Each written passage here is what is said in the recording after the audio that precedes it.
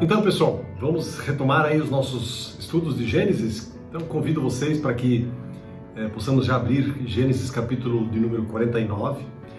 Esse capítulo está dando mais oportunidades de a gente conversar, de a gente dialogar, de a gente aprender algo daquilo que Deus tem para nos mostrar, né? Porque na palavra de Deus nós temos, obviamente, coisas que Deus quer mostrar para a gente.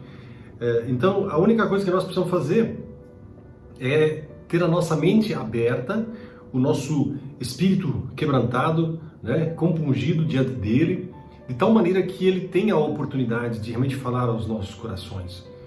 A coisa talvez que Deus mais abomina é um coração duro, é um coração que não se quebranta, é um coração que não está desejoso de ouvir ele falar.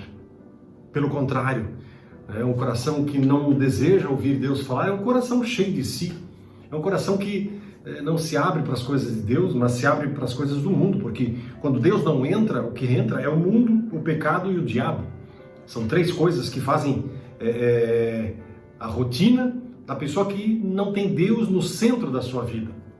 Eu não estou aqui nem falando assim dos religiosos, das pessoas que são religiosas apenas, porque você sabe muito bem que existe uma grande diferença entre ser crente de verdade e ser um sujeito que faz parte de uma igreja. E fazer parte de uma igreja, se tu perguntar na rua, uma boa parte vai dizer, não, eu sou da igreja luterana, que é a nossa, eu sou da Batista, eu sou da Assembleia, eu sou presbiteriano, eu sou não sei da onde, eu não sei, eu sou católico, eu sou carismático, etc, etc. Ou seja, todo mundo faz parte de uma igreja e todo mundo, por causa disso, se considera um cristão. Longe, longe, longe da verdade. Essa afirmação, ou seja, o fato de você pertencer a alguma igreja não torna você um crente no Senhor Jesus Cristo. Não, de maneira nenhuma. Para ser crente no Senhor Jesus, eu preciso ter uma experiência com Ele, no sentido de entregar a minha vida para Ele, porque ninguém nasce crente, ninguém nasce, né, já prontinho, adorando a Deus, vivendo para Deus, sendo da igreja do Senhor. Não, ninguém nasce isso. A Bíblia mesmo diz em João capítulo 1, verso de número 12, mas a tantos quantos o receberam, ou seja, receberam quem? Jesus Cristo. A estes deu-lhes o poder de serem feitos o quê? Filhos de Deus. A saber quem? Os que creem no seu nome. Então, meu amado, criaturas de Deus, todos nós somos. Agora, a Bíblia faz uma diferença muito grande entre aquele que é filho de Deus. E esse é o lugar para o qual o Senhor está chamando você, para ser filho de Deus, não criatura. Criatura todos são, inclusive os animais são. Até os demônios são criaturas de Deus, porque os demônios foram feitos por Deus. Antes de se rebelarem, né, eles não eram demônios, eles eram anjos. O próprio diabo foi feito pelo Senhor. Antes dele se rebelar, ele era um anjo, um querubim, que tinha uma função altíssima dentro, né, da hierarquia angelical. Mas se rebelou. E assim com ele se rebelaram os seres humanos também. Quando na queda Adão pecou, e isso simboliza, na verdade, a nossa queda. Porque se nós estivéssemos lá, fôssemos Adão, nós teríamos feito igualzinho, nós teríamos caído e pecado igualzinho. Então, de uma certa maneira, a gente pode dizer assim que o pecado de Adão nos afetou. Sim, nós somos pecadores e precisamos da redenção que nós somente alcançamos em Cristo Jesus, né, por intermédio da obra de salvação que Ele providenciou para nós na cruz. E aí tem todo um Velho Testamento que nós já estamos estudando para explicar o porquê de Jesus precisar ter morrido numa cruz, para que eu e você pudéssemos hoje ter a liberdade de ir para Deus e dizer, Senhor, me perdoa em nome do Senhor Jesus Cristo. Assim, quando o sujeito com sinceridade, ele pede perdão ao Senhor, quando sinceramente ele se aproxima de Deus e pede para Deus ser o Senhor da sua vida, somente então aquele sujeito, aquela pessoa, ela se torna filho de Deus. E há poder no fato de ser filho de Deus. Meu amado, se você soubesse o poder que há no nome do Senhor Jesus Cristo, no fato de ser filho desse Senhor poderoso, meu amigo, você não hesitaria mais um segundo, se derramaria, se prostraria, se jogaria aos pés dele, do Senhor dos Senhores e Rei dos Reis.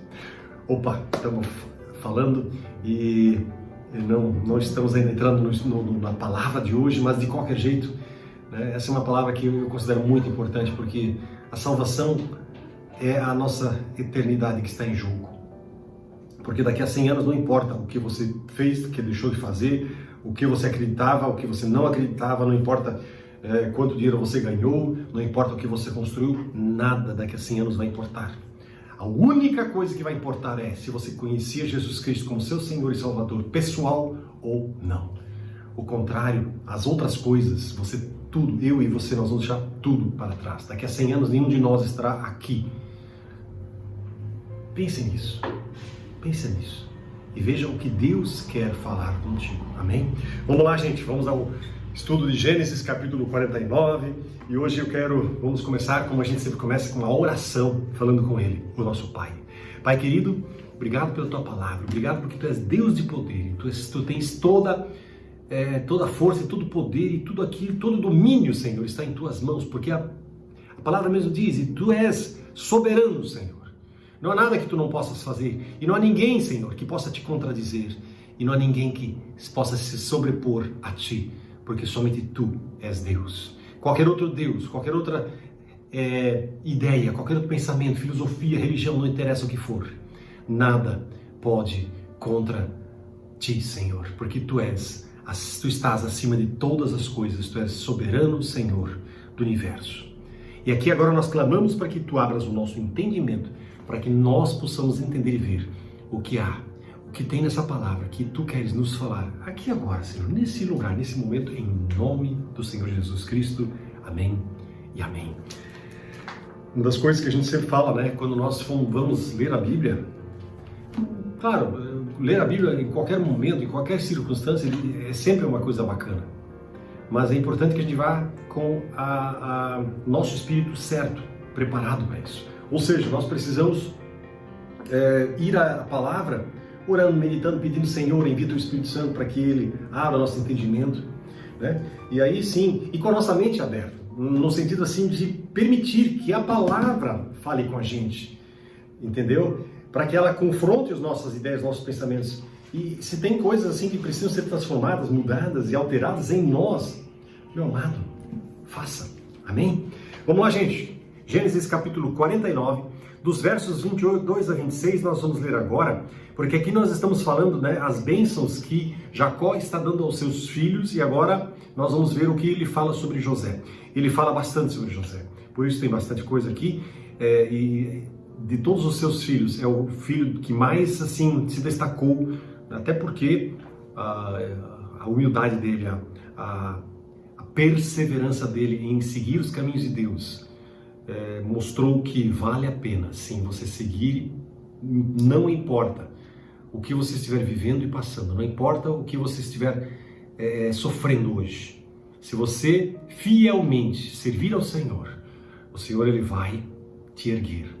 Então vamos lá, gente, 22, versículo de número 22. José é árvore frutífera junto à fonte. Seus ramos se estendem por cima do muro. Arqueiros o atacaram brutalmente, atiraram nele e o atormentaram. 24. Seu arco, porém, permaneceu esticado, seus braços foram fortalecidos pelas mãos do poderoso de Jacó, pelo pastor, a rocha de Israel. Que o Deus de seu pai o ajude, o Todo-Poderoso o abençoe. Olha que lindo. Com bênçãos dos altos céus, bênçãos das profundezas das águas, bênçãos dos seios e do ventre. Que as bênçãos de seu pai ultrapassem as bênçãos de meus antepassados e alcancem as alturas das antigas colinas. E que essas bênçãos desçam sobre a cabeça de José, que é príncipe entre seus irmãos. Olha que palavra poderosa, fantástica e maravilhosa, gente. José era o primeiro filho de Raquel, e aqui a gente percebe que ele recebeu os mais altos louvores, né? Dentre todos os filhos de Jacó. Na verdade, José foi o quê? Foi um homem de visão, um homem de sonhos. Ele tinha uma força moral e espiritual. Ele foi, na verdade, um exemplo daquilo que de melhor nós temos no Velho Testamento. Aliás, em todo o Velho Testamento, eu não vejo assim uma pessoa com a firmeza e o caráter que José tinha. se eu fosse escolher alguém, né, no Velho Testamento que para mim seria um baita de um exemplo, isso é particular meu, né, seria José. Moisés falhou, fez algumas besteiras, mas claro, Moisés foi muitíssimo usado e foi considerado, né, pai, no caso das Escrituras, ele recebeu as Escrituras de Deus, né? Abraão foi considerado o pai da fé. E aí nós temos Davi, que também teve assim uma carreira muito bonita, mas por outro lado teve um monte de sujeira que ele acumulou durante a sua vida. E assim nós temos diversos, né, heróis da fé. Mas de José a gente não consegue ler nada assim tão significativo de que ele tenha feito besteira e bobagem. Pelo contrário, a Bíblia mostra ele o tempo todo, né, buscando ao Senhor. E então esse José, né, foi irmão, foi escravo, se torna administrador. Ele mostra um caráter que é superior, né? Por quê? Porque ele foi leal, ele foi sincero, ele foi perseverante. Olha a importância de eu e você perseverarmos na fé. Meu amado, se nós permanecermos, né, o Senhor ele também vem e desce e ele se manifesta em nós. Meu amado, isso é real, isso é sério. Jacó chama José de ramo frutífero. O hebraico, aqui é interessante uma coisa, o hebraico contém um jogo de palavras com o nome Efraim. Efraim é um dos filhos, né, de José, que talvez foi o filho que mais foi abençoado, Efraim e Manassés, os dois foram muitíssimos abençoados, mas Efraim foi considerado o primogênito. E a referência aqui é uma árvore, uma videira que cresce de maneira vigorosa, dando uma ideia assim de força, juventude, de ousadia, intrepidez. E como resultado de ter sido plantado junto a uma fonte, né, que era assim, fonte borbulhante, vamos assim dizer, essa árvore continua a crescer e a dar frutos. Ou seja, numa terra seca, é a água que faz a diferença entre ser estéril e ser fértil. E a humildade garantiu fertilidade.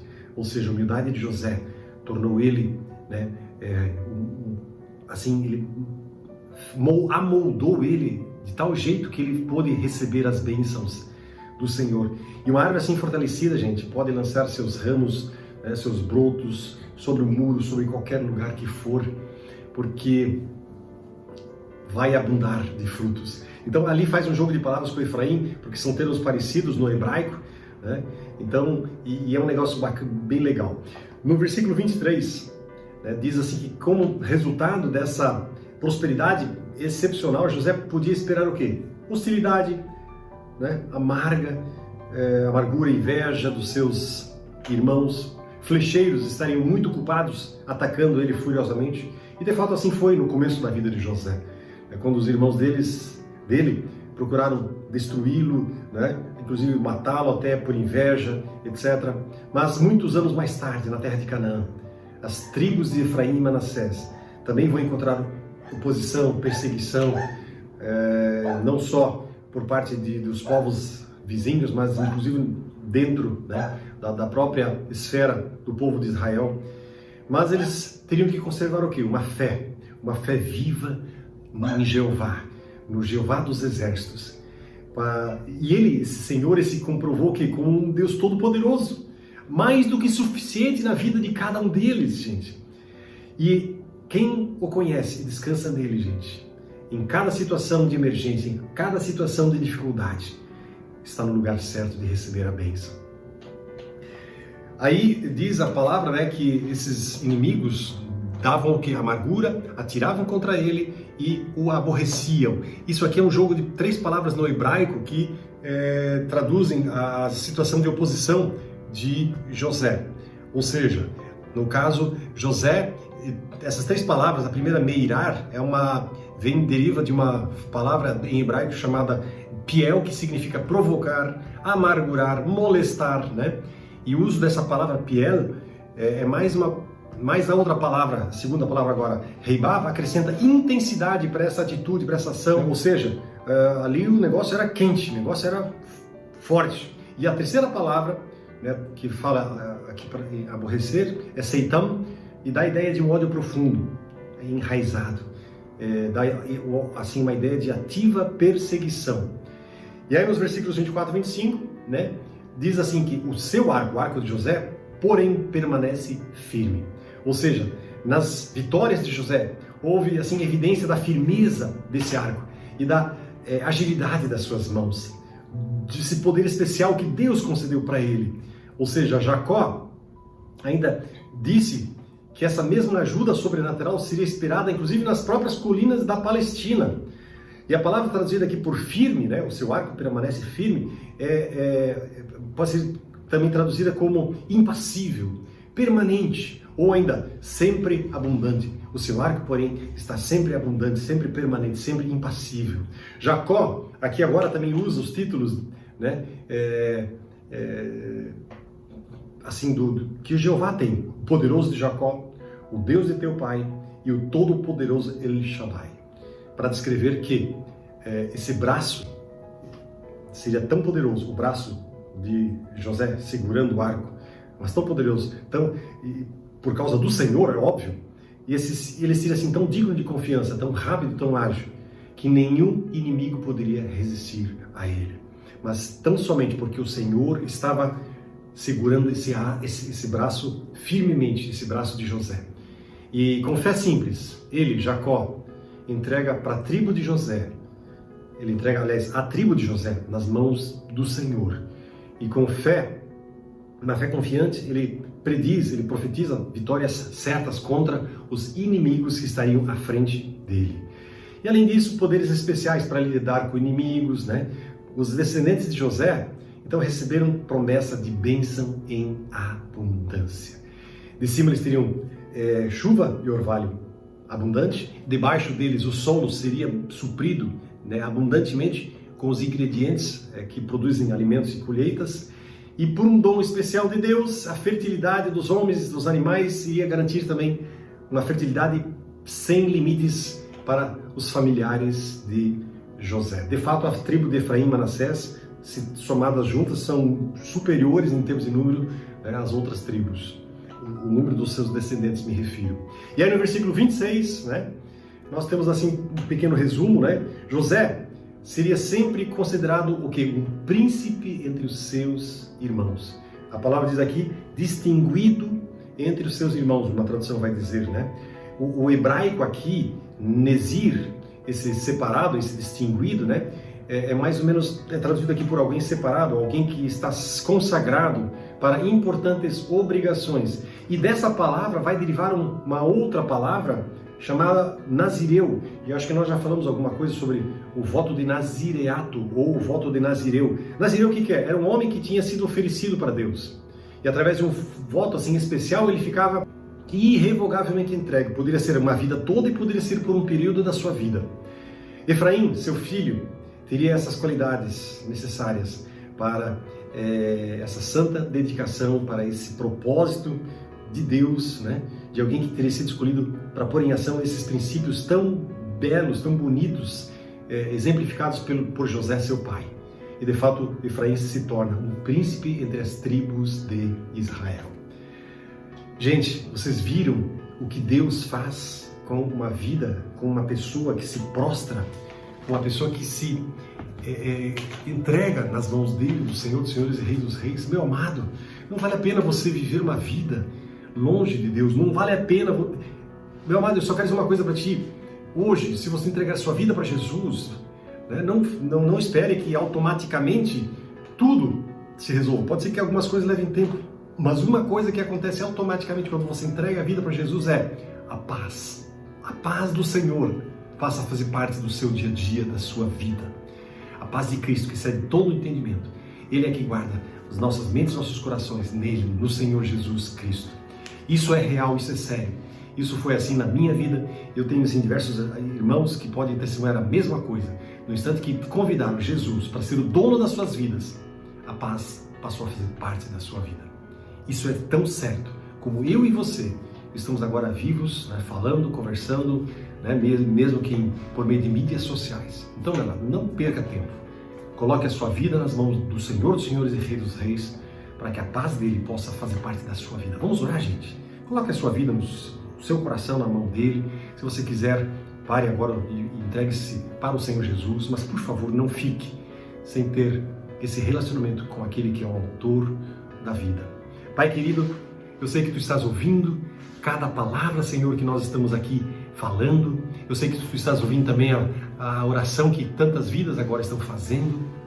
Eu quero clamar e pedir em nome de Jesus que o teu poder, tua vida, tua alegria possam se manifestar de maneira muito especial e poderosa, de tal jeito que a tua graça, o teu poder e a tua paz possam entrar na vida desses que agora estão se colocando diante de ti, entregando sua vida para ti, pedindo-te, clamando-te para que tu sejas o Senhor e o dono das suas vidas. Em nome de Jesus, Pai, eu clamo e peço para que a vida de Cristo possa superabundar em cada coração, em cada um que está ouvindo esta palavra.